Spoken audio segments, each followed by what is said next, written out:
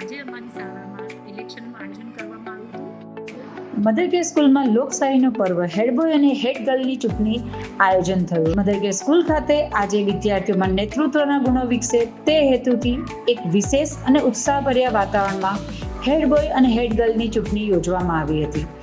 આ ચૂંટણી પ્રક્રિયા શાળામાં ગર્લ્સ અને બોયઝ બંને મળીને કુલ 243 વિદ્યાર્થીઓએ ઉત્સાહભેર ભાગ લીધો હતો અને પોતાના પ્રતિનિધિને ચૂંટવા માટે મતદાન કર્યું હતું.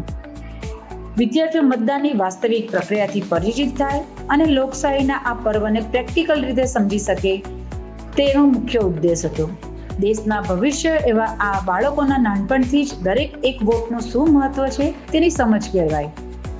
ઉમેદવારોના ગુણોને પારખીને યોગ્ય નેતા પસંદ કરવાની વિદ્યાર્થીઓની નિર્ણય શક્તિ મજબૂત બને. આ સમગ્ર આયોજન દ્વારા વિદ્યાર્થીઓએ માત્ર મતદાન જ નથી કર્યું, પરંતુ એક જવાબદાર નાગરિક બનવા તરફનું પગલું પણ ભર્યું. શાળાના આ સરાહનીય પ્રયાસ બદલ તમામ શિક્ષકો અને વિદ્યાર્થી મિત્રોનો ખૂબ ખૂબ અભિનંદન. આજના વિદ્યાર્થીઓ આવતીકાલના જવાબદાર નાગરિક.